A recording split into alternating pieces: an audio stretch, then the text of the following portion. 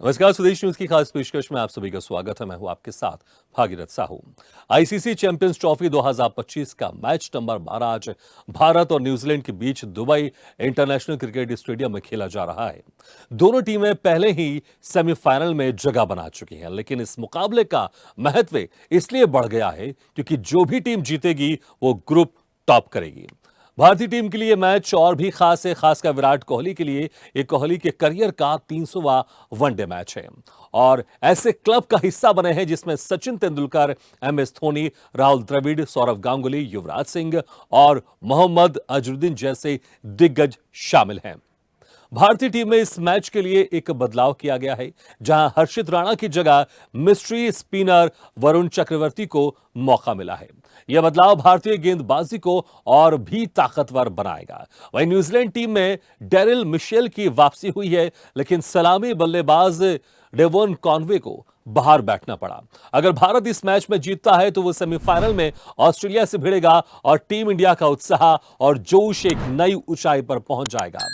अब team India को अपनी मजबूती, संयम और रणनीति के साथ इस चुनौती को पार करना होगा और ग्रुप में शीर्ष पर पहुंचकर सेमीफाइनल में अपनी जगह पक्की करनी होगी।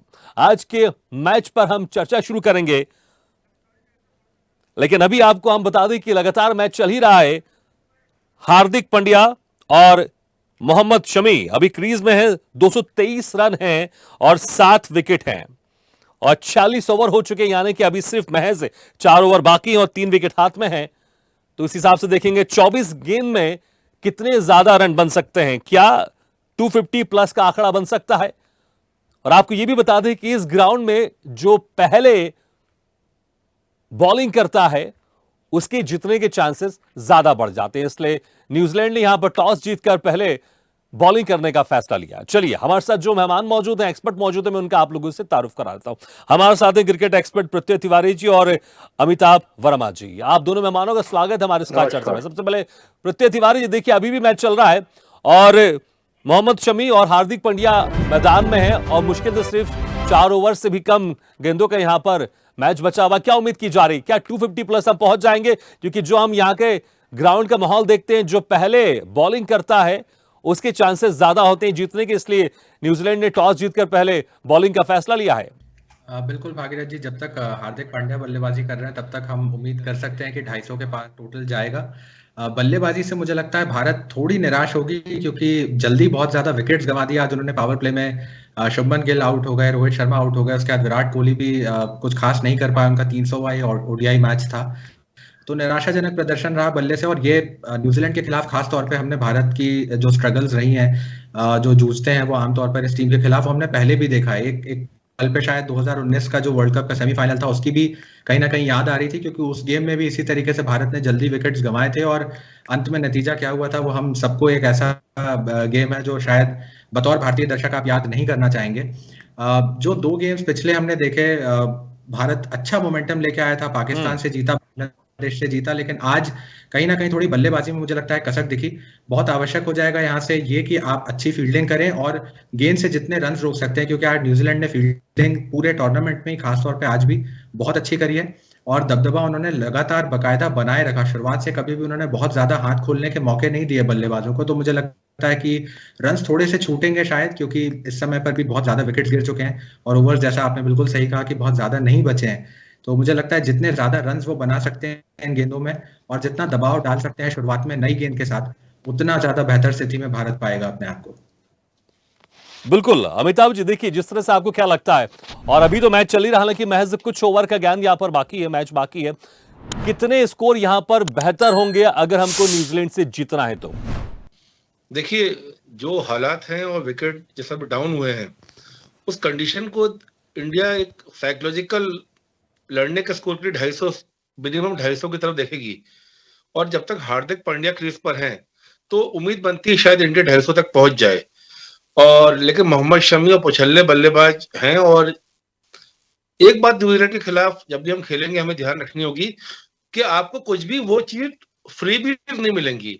आपको उनको हर डिपार्टमेंट में बीट करना पड़ेगा, चाहे बॉलिंग हो, फील्डिंग हो, बैटिंग हो, आपको उनसे बेटर परफॉर्म करना पड़ेगा, तभी आप मैच जीत सकते हैं। और न्यूजीलैंड वही टीम है जिसने इंडिया की धूल भरी पिचों पे 3 दिनों से मात दी है।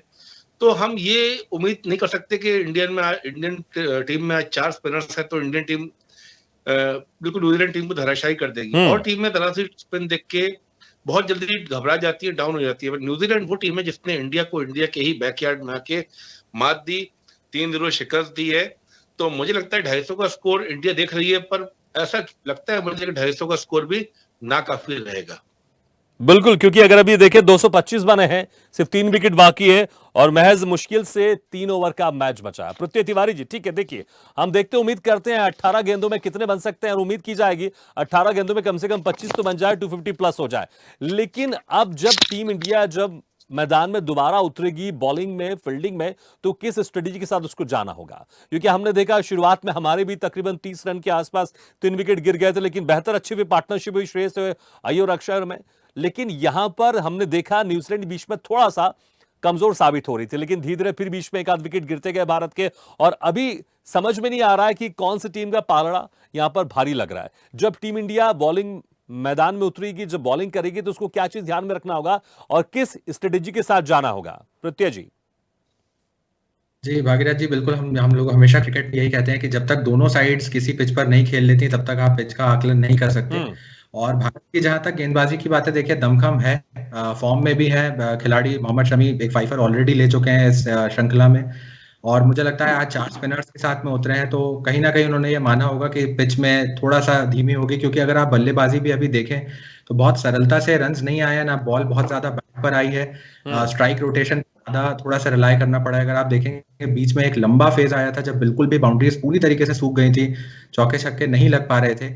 और गेंदबाजी से मुझे लगता है बहुत हद तक वही करना होगा जो न्यूजीलैंड ने किया। क्योंकि अगर आप उनकी शुरुआत देखें तो जो लय थी उनके गेंदबाजों की, चाहे आप काइल जेमिसन देखें, मैट हेनरी को देखें, वो जिस तरीके के लय में नजर आए, जिस तरीके से उन्होंने गेंद को जिन चैनल्स में थ्रो किया, दोनों एजेस को उन्होंने चैलेंज किया। और रोहित का पुल वहां पे मिसक्यू हुआ, वो जेमिसन को विकेट अपना गंवा बैठे।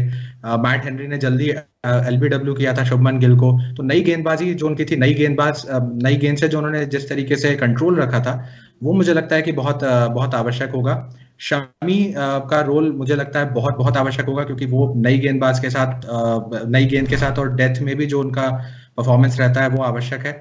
और वरुण चक्रवर्ती जो आए हैं, हर्षित राणा को बैठाया गया है, दोनों मैचेस उन्होंने अभी तक खेले थे, अच्छे फॉर्म को लेकर के आए हैं वरुण चक्रवर्ती। अगर आप पिछले कुछ महीनों में उनका प्रदर्शन उठा के देखेंगे तो आप ये पाएंगे कि हर बार उन्होंने गेंद से अच्छा प्रदर्शन किया है, विकेट्स लगातार लिए हैं, रन्स रोके हैं, और जो मिस्ट्री स्पिनर का एक रोल रहता है वो बहुत ही आवश्यक है। तो इस पिच पे खास तौर पे इस लिहाज से भी कि 3 लेफ्ट हैंडर्स भी हैं न्यूजीलैंड में, अगर आप देखेंगे रचन रविंद्र हैं, लेदम है, ब्रेसवेल है, तो उनका महत्वपूर्ण रोल होगा कुलदीप यादव के साथ में। तो गेंदबाजी के साथ अगर थोड़ा डिसिप्लिन दिखाता है भारत, मुझे लगता है कि अभी भी हो सकता है कि इस टोटल को वो डिफेंड करने के बारे में सोच सकते हैं। लेकिन अगर गेंदबाजी लचर हुई, कैचेस छूटे, चीजें आज के मैच में वो स्कोर नहीं है भारत के पास कि वो इस तरीके की गलतियों को अफोर्ड कर पाए।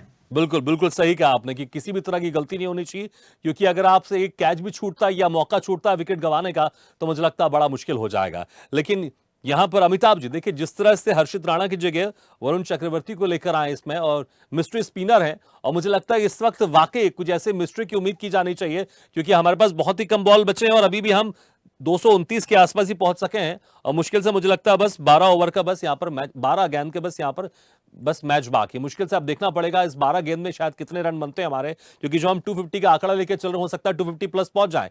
लेकिन यहां पर गेंदबाजी में हमको बहुत ध्यान रखना पड़ेगा, स्ट्रेटेजी क्या होनी चाहिए, और क्या वाकई वरुण चक्रवर्ती जो मिस्ट्री स्पिनर है वो कमाल करने वाले हैं? क्योंकि उम्मीद तो यही की जानी चाहिए, क्योंकि अब जितने भी रन बन रहे हैं, अब जो भी जिम्मेदारी होगी गेंदबाजों की होगी।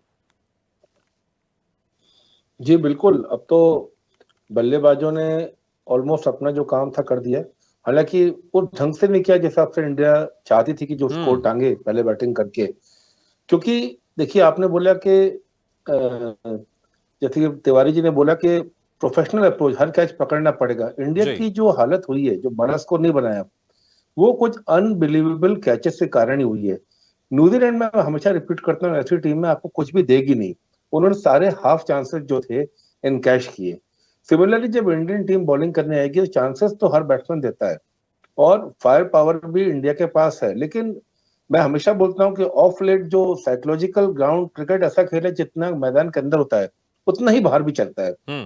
तो जो मेंटल एज है वो न्यूजीलैंड के पास है। जो पिछली हमारी होम सीरीज थी वो एक ऐसी सीरीज थी जो बड़ी बड़ी टीम इंडिया में नहीं कर पाई, वो न्यूजीलैंड करके गई है। तो न्यूजीलैंड ने अपना होमवर्क इन टर्निंग ट्रैक्स पे बहुत अच्छा किया है। सिर्फ बॉलिंग डिपार्टमेंट में नहीं कि मिशेल सेंटनर या ब्रेसवेल बहुत अच्छी बॉल फेंक रहे हैं, टर्निंग बॉल फेंक रहे हैं, उनके बैट्समैन भी इंडियन स्पिनर्स को बहुत ही बेहतर ढंग से बैटिंग कर रहे हैं। टॉप ऑर्डर से लेकर उनका लोअर ऑर्डर तक, सेंटनर खुद नंबर 7-8 पे बैटिंग करने आते हैं, वो भी एक शानदार बैट्समैन है। तो इंडिया को अर्ली इनरोड्स नई बॉल से, जैसे कि इंडिया के ने 3 विकेट गंवाए थे, ऐसे ही मोहम्मद शमी और अन्य बॉलर से भी हमें उम्मीद है कि वो विकेट लेंगे शुरू में, उसके बाद ही स्पिनर्स इफेक्टिव होते हैं। एज ए क्रिकेटर हमने देखा, मैं खुद स्पिनर था, जब फास्ट बॉलर्स हमें शुरू में जल्दी विकेट निकाल के देते थे तो बैट्समैन की अप्रोच काफी हमें लेकर डिफेंसिव हो जाती थी। लेकिन जैसा कि प्रत्यय जी ने बताया कि नई बॉल से विकेट लेना बहुत बड़ी की होगी। हम ये सोचें कि पहले 10 ओवर में न्यूजीलैंड ने 60-70 रन बोर्ड पर टांग दिए और विकेट एक ही हुआ है, तो स्पिनर्स के लिए टास्क काफी डिफिकल्ट हो जाएगा। अगर यही 10 ओवर में 2-3 विकेट अगर इंडिया गिरा देती है फास्ट बॉलर नई बॉल से, तो स्पिनर्स बहुत इफेक्टिव हो जाएंगे और हम उम्मीद करते हैं कि इंडिया स्पिनर्स इस बार न्यूजीलैंड को थोड़ा अपना उंगलियों का जादू दिखाएंगे। बिल्कुल, लेकिन प्रत्यय जी, कौन से वो न्यूजीलैंड के बैट्समैन होंगे जिनसे बचना पड़ेगा हमारे बॉलर्स को, और पूरे जो एक निशाना होगा ताकि जल्द से जल्द उनको आउट कर दिया जाए? क्या माना जाए, जो हमारे दर्शक देख रहे होंगे, कि कौन से वो बैट्समैन आज जिनको जल्दी आउट कर देती है अगर हमारी भारतीय टीम, तो हमें एक उम्मीद है, जो अभी भी उम्मीद है हमें इसमें कोई शक नहीं कि भारत जीतेगा, लेकिन वो उम्मीद और मजबूत हो जाएगी। बिल्कुल, देखिए मुझे लगता है विल यंग और टॉम लेथम शतक बना चुके हैं पाकिस्तान के खिलाफ। सचिन रविंद्र ने शतक मारा था बांग्लादेश के खिलाफ। केन विलियमसन स्पिन और पेस दोनों ही बहुत अच्छा खेलते हैं। तो अगर आप पूरा उनका टॉप ऑर्डर उठा के देखेंगे तो आपको नजर आएगा कि फॉर्म में भी है, लय में भी है और अच्छे रन्स बना के आ रहे हैं। तो ऐसे में आपका आत्मविश्वास ज्यादा होता है। और जब भारत के एक दिग्गज एक बैटिंग लाइनअप को अगर आप एक कम स्कोर पे रोक लेते हैं तो शायद वो आत्मविश्वास और ज्यादा बढ़ जाता है। तो महत्वपूर्ण होगा कि ओपनर्स को नहीं सेटल होने दें, क्योंकि जो न्यूजीलैंड की एक आदत है, और बिल्कुल मैं सहमत हूँ अमिताभ जी की बात से, कि एक ऐसी टीम है जो आपको कुछ भी नहीं देगी, आपको कुछ आसानी से नहीं मिलेगा। और इतिहास में आप जब भी उठा के देखेंगे आप ये पाएंगे कि भारत ने कंसिस्टेंटली स्ट्रगल किया न्यूजीलैंड के खिलाफ। ये पहली बार नहीं है जब हम आईसीसी टूर्नामेंट में गए हैं और न्यूजीलैंड ने थोड़ी परीक्षा ली है हमारी, बाकी टीम्स उतनी शायद नहीं ले पाई हूँ, लेकिन न्यूजीलैंड के खिलाफ खास तौर पे हम हमेशा ही स्ट्रगल करते हैं। तो अगर ओपनर्स को जल्दी आउट करते हैं, सचिन रविंद्र भी बहुत उम्दा प्लेयर हैं अगर आप देखें स्पिन के, पेस के, और सारे ही बैटर्स जो हैं न्यूजीलैंड टीम के वो टेक्निकली बहुत साउंड हैं, तो आप उनको बहुत ज्यादा दिक्कत नहीं दे पाएंगे। इसलिए बहुत आवश्यक है कि आप डिसिप्लिन से बॉलिंग करें। कोई उस तरीके की गेंदबाजी हमने शमी को भी देखा था पाकिस्तान के खिलाफ। अगर आप उनका पहला ओवर याद हो, करीब 18 गेंदें वो फेंक गए थे लगातार, कई सारी वाइड्स उन्होंने फेंकी थी। उस तरीके का अगर शुरुआत होती है तो बहुत मुश्किल हो जाता है वापसी करना। अगर आपके पास बड़ा स्कोर है तो चीजें अलग होती हैं, लेकिन जब सिर्फ 250 बनाए हो या 250-240 बनाए हो तो डिसिप्लिन बहुत ज्यादा आवश्यक होता है। तो टॉप ऑर्डर को रोक पाता है भारत तो ही हम कोई उम्मीद कर सकते हैं, वरना इस समय पे मुझे लगता है कि थोड़ा सा पलड़ा न्यूजीलैंड की तरफ ज्यादा झुका हुआ है। बिल्कुल, लेकिन अमिताभ जी, हम देखते हैं कि इस विकेट में चौके छक्के लग रहे हैं, इसमें कोई शक नहीं है, रन तो बन रहे हैं। इसलिए अगर कुछ ऐसे विकेट्स होती है जहां पर चौके छक्के नहीं पड़ पाते तो ऐसा लगता है शायद मुश्किल है। अगर देखिए यहां पर चौके छक्के तो पड़ रहे हैं, लेकिन क्या फास्ट बॉलर को यहां पर ज्यादा बेहतर मदद मिलेगी या स्पिनर को कमाल दिखाना पड़ेगा? किनके लिए ज्यादा बेहतर यहां पर सुटेबल होगा ये पिच, और किसको ज्यादा कमाल दिखाना होगा? देखिए, जब सिर्फ 250 रन लेके आप एक हम अनुमानित आंकड़ा ले रहे हैं, वो लेके चल रहे हैं, तो आपको किसी एक बॉलर या 2 बॉलर से काम नहीं होगा। That should be a complete team effort. Her bowler को अपना रोल बखूबी निभाना पड़ेगा और विकेट्स भी लगातार अंतराल पे आपको लेने होंगे, तभी न्यूजीलैंड टीम या किसी भी टीम जो चेस करती है वो प्रेशर में तभी आती है जब उनके विकेट्स रेगुलरली गिरते हैं। बिल्कुल। और रेगुलर विकेट्स बनाने के लिए, जैसे कि बताया गया कि पहले ओवर से ही हमें दबाव रिलेंटलेस रखना पड़ेगा। जैसे कि न्यूजीलैंड को अगर आपको हराना है तो हराना होगा, वो आपको मैच देंगे नहीं, बिल्कुल प्रेशर में कुछ भी नहीं। नंबर 1 से लेकर 11 तक हर खिलाड़ी लड़ता है, उसको अपना रोल पता है। पहली न्यूजीलैंड टीम में भी फाइटिंग स्पिरिट थी पर टैलेंट नहीं था। अब इतना क्रिकेट एक्सपोज हो गया है कि जितने टैलेंट वाइज, बिल्कुल, तो मुझे लगता है जिस माइंडसेट के साथ उतरेंगी टीम इंडिया वो ये होगी, कम से कम पहली बॉल से आपको विकेट के लिए आपको जूझना है और विकेट आपको लेने, जितनी जल्दी आप विकेट लेंगे न्यूजीलैंड की, जितने आप उनको कम रन देंगे, जितनी जल्दी विकेट लेंगे उतना ज्यादा बेहतर होगा। हालांकि जिस तरह से हम देख रहे हैं कि अभी 244 यहां पर बन चुके हैं और मुश्किल से 3-4 गेंदे और बाकी, और उम्मीद की जाएगी 250 प्लस का जो है हम टारगेट लेके चल रहे थे, उम्मीद कर रहे थे कि 250 प्लस कम से कम हमारे बन जाए, वो तो यहां पर शायद होता हुआ दिखाई दे रहा है कि 250 प्लस बन जाएंगे। लेकिन देखना होगा जब टीम इंडिया बॉलिंग के लिए उतरेगी और किस तरह से रणनीति के साथ उतरेगी, और जो उम्मीद कर रहे हैं पूरे भारतीय की इस बार भी टीम इंडिया जीतेगी और वो जीत हम देखना चाहेंगे। बहुत बहुत शुक्रिया आप दोनों मेहमानों का, प्रत्यय तिवारी जी, अमिताभ जी, शुक्रिया हमारे इस चर्चा में शामिल होने के लिए। तो लीग मैच का ये आखिरी मैच है, इसमें से भारत जीतेगा तो उसके बाद वहां पे ऑस्ट्रेलिया से उसको लड़ना पड़ेगा, ऑस्ट्रेलिया के साथ सेमीफाइनल होगा, और अगर बाई चांस किसी कारणवश अगर वो हारता ये मैच तो भी सेमीफाइनल में जाएगा, लेकिन फिर वहां उसका मुकाबला साउथ अफ्रीका से होगा। लेकिन पूरे भारतीय उम्मीद कर रहे हैं कि ये मैच भी हम जीतेंगे, क्योंकि चाहे हमारे शुरू में जल्दी विकेट आउट हो गए थे, लेकिन बाद में श्रेयस अय्यर और अक्षर पटेल ने यहां पर अक्षर ने बहुत अच्छा संभाला और 250 प्लस हमारे रन बनते हुए दिखाई दे रहे हैं। अब देखना होगा जो रणनीति अपनाई जाएगी बॉलिंग में वो कितनी सफल साबित होती है। इसी के साथ हमारी खास पेशकश में फिलहाल इतना, लेकिन खबरों का सिलसिला लगातार जारी है। आप देखते रहिए स्वदेश न्यूज। सबसे पहले देश। ऐसे वीडियो के लिए लाइक करें, शेयर करें, फॉलो करें और YouTube पर जाकर सब्सक्राइब करें और बेल आइकन को दबाना ना भूलें। और ताजा तरीन अपडेट के लिए स्वदेशलाइव.com पर जरूर जाएं।